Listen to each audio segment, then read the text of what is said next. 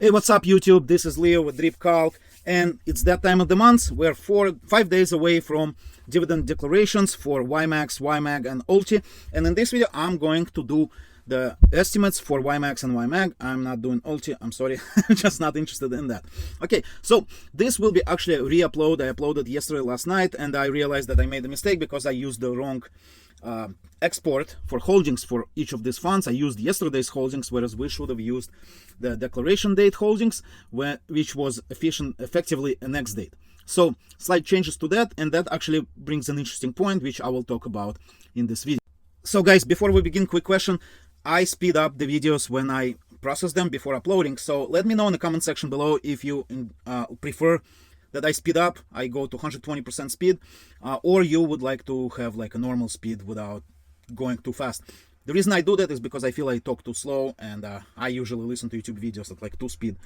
So let's begin, guys. Now don't forget to smash that like button, it will really help the channel. Subscribe to it to see more videos. And with that said, so here are the dividends for the YMAX fund and also the shares in the fund. And now the video I made yesterday, I actually had incorrect shares amounts and incorrect fund outstanding shares. So on August 6th, when YieldMax single stock funds announced their distributions, which was effectively an ex-dividend date, the outstanding shares for YMAX were 15,450,000 shares. And if we look over here, so this is the August 6th, and let's look at August 9th. We now have, this is today's export, so 15,125,000 shares. And again, over here we have 15,450,000. So basically people are selling out of this fund. So unlike previous months when outstanding shares went up right before the dividend announcement, right now they're going down, which means we will collect more dividend per share for those who still hold the fund on the declaration and ex-dividend date. Okay, and that is a very cool thing if you hold these shares, because you will receive more dividend. But with that said, probably people will start buying into the fund again. So in our estimate, we will account for that. So anyway, these are the dividends for each fund, and this is how many shares the fund held on the declaration date for individual funds. So that's how much money they collect in dividends, and the total amount is $9 million and almost $800,000. So split between 15,450,000 shares, that gives us a net of 63.4 cents per share. Okay, now if we actually change this amount to minus 5%, then our dividend goes up to 68 cents, which is cool. Now, will they pay 68 cents?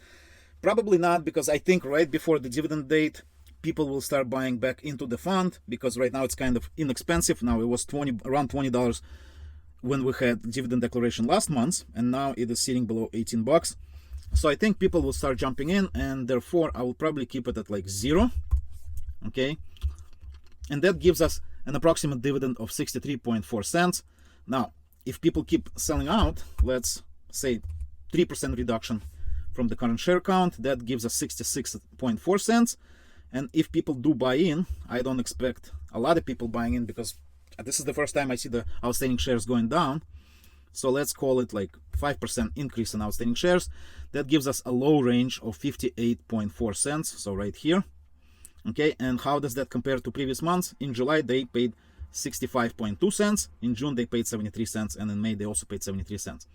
However, because the share price is down, that gives us, if we receive 58.4 cents dividend, that still gives us an almost 41% forward yield. Now if there is no increase and no decrease in the share count, outstanding shares, that gives us a 44.3% outstanding yield. And that's the way it's calculated. Is, let's say the price of YMAX stays the same, and after the dividend is paid out, the price will drop by about the amount of dividend, and so that's how we calculate the forward yield. Anyway guys,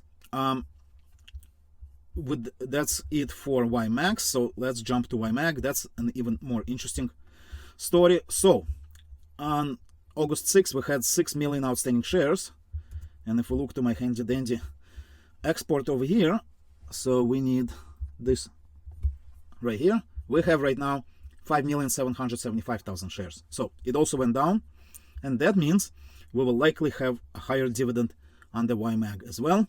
So the total dividends they have collected on the X date was $4,123,000, and split between 6 million shares, that gives us 68.72 cents. And if the amount of the outstanding shares does go up by 5%, that gives us a dividend of 63.72 cents, which is in line with July payment. However, right now it's already down. And what if people keep selling out? Let's call it minus 3%. That gives us 71.7 cents, which is much better than last month, especially that the price of YMAG is also significantly down. It was almost $22 last month before the dividend payout, and so now it's sitting below 19, which is great. And that would actually give us a 47.5% forward yield. So that's pretty good if you own YMAG fund. And very interesting what happened to the YMAG overall distribution spread, how each fund contribute or contributions to the fund. Okay, so if we look to June, this was super interesting. So in June, NVDY contributed almost 32% of all the income to the fund, and then all the other ones were pretty low. So Tesla was second biggest contributor, followed by MZ. Okay, then in June the picture actually changed, and I added this dividend percentage column over here. So you can see in June the split between Tesla and NVIDIA was much closer, and so NVIDIA share of the total contribution went down from 32% to 28.5%, and Tesla went up. But this month it's even more interesting. This month Tesla is contributing the most money to the fund, followed by NVIDIA. So 25%, 19.5%, and then the third is Phoebe, which is contributing 19.5%. So the dividend on NVIDIA actually dropped by like 47-49% from month to month. Hopefully it will recover next month, but the spread is now changing, and because the shares of Tesla are so cheap, they have a lot more of Tesla shares in the fund, therefore they collect combined $1.02 million, give or take, out of 4.12. Okay, so yeah, again, the estimate, if the shares outstanding stay the same as they were on the X date for single ETFs, single fund ETFs, okay, then we'll collect about 67-68 cents. And then if the shares outstanding go down by just 3%, which is what it is right now, we'll collect almost 72 cents. But if they go up, because people historically have been buying into the fund right before the dividends, then the dividend drops to 63.72 cents, and that's in line with July payment. With that said, let's continue on to the housekeeping. So basically, yesterday I made a video about how low can these ETFs go, YieldMax ETFs, how low can they drop. And if we look today, everything is green. So Coney is up about 9%, 8.5% today, including after hours. Then NVDY is up about 7% total, and Tesla is up about 5%. Misty is up almost 11%, including after hours. So everything has gone crazy today. So markets have recovered. How long will that continue? I don't know. But I showed in my video the worst performing stocks, and Tesla was the champion, being like down about 27%. However, there was actually an issue with those calculations, and the problem is my data provider, they did the estimate, the dividends.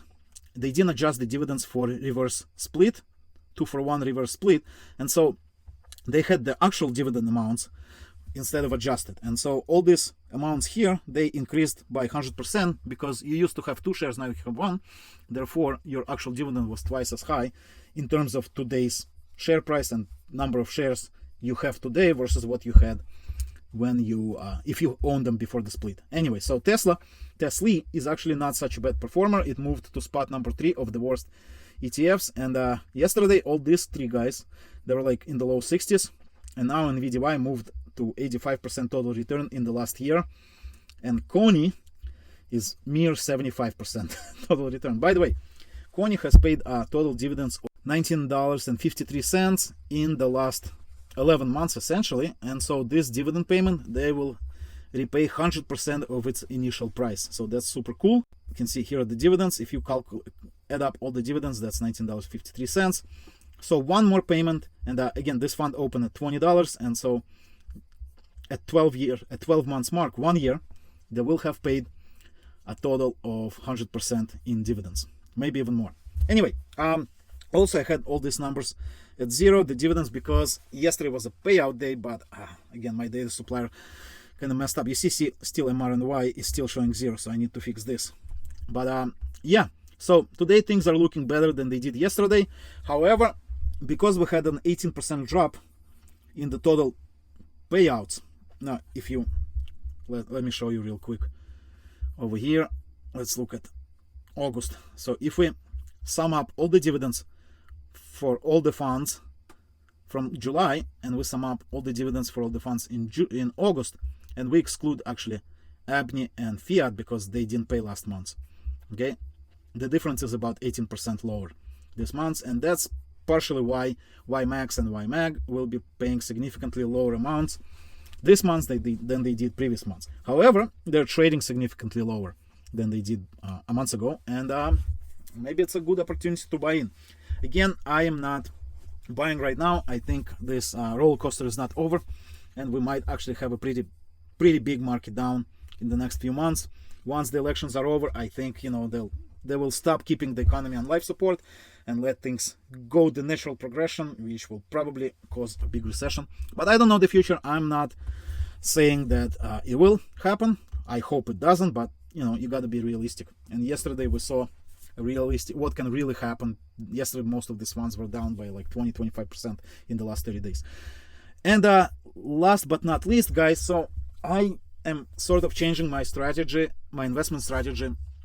This will be the last months I bought YieldMax funds. I will stop buying them. I will stop reinvesting dividends, and what I will do is I will switch to doing my own covered calls, and I'll make another video to explain the theory and the process. But basically what I did yesterday, I had like 110 shares of PP or PYPY, and on the cost basis I was down like 15 cents, but with the dividends collected I was actually up on those shares. So I sold them, and I bought for the same price I bought shares of Robinhood, and they were pretty much trading at the same price. So if you look at Hood right now, so Hood is trading at below $18, and it was like $16.73 today.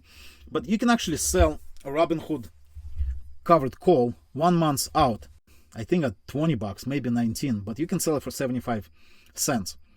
Okay, and PYPY was paying this month, where's PYP, where's PP?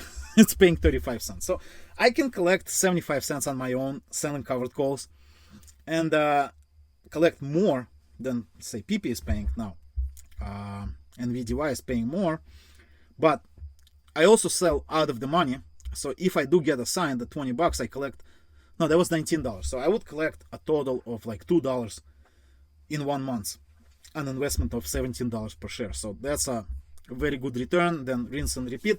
So that will be my strategy going forward. I already have a position in Robinhood, but I want to get more, and so I'll start buying and writing my own covered calls. So I will stop reinvesting into YieldMax, but I will still do the videos, the distributions and the estimates, and I will keep my shares. I'm not going to sell anytime soon. If I see like a really good opportunity, I'll probably sell some shares, offload, but you know, it's an income fund, but I think I can do better than YieldMax. I've been really unhappy with how Connie manager has been doing the synthetic. You know, it started in May, actually in April they really messed up the synthetic. But anyway, that's a whole different story. I will do that separate video.